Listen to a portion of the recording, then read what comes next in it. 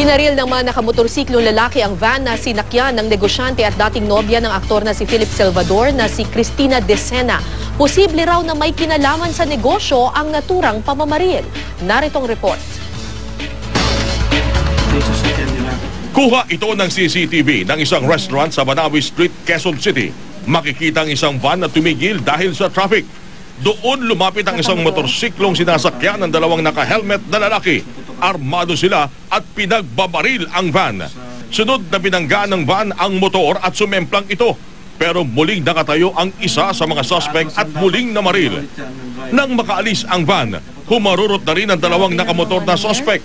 Sakay ng tinambangang van ang negosyante at ex-girlfriend ni Philip Salvador na si Cristina Decena, kanyang anak na si Danilo at kasambahay nilang si Helen Felesco. Hindi bababa sa 8 bala ang tumama sa van ni Decena. Tumagos ang ilang bala sa upuan na sasakyan at tinamaan pa ang mamahaling bag ng negosyante. Sa kabila nito, walang tinamong tama ng bala ang mag-inang Decena dahil agad daw silang nakayuko ng pagbabarilin.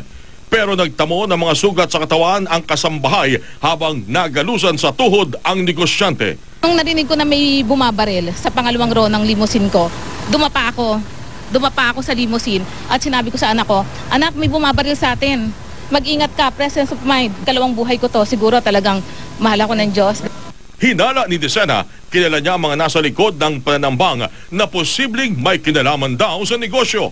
Alam naman nating lahat na nasa real estate development ako, di ba?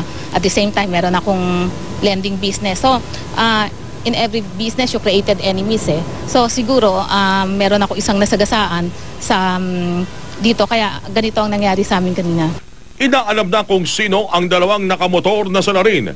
Hindi maaninag ang kanilang itsura sa CCTV ng restaurant dahil malayo ang kuha pero hahanap daw ng ibang CCTV ang mga otoridad. Nakuha naman sa di kalayuan ang motor at mga helmet ng mga suspect.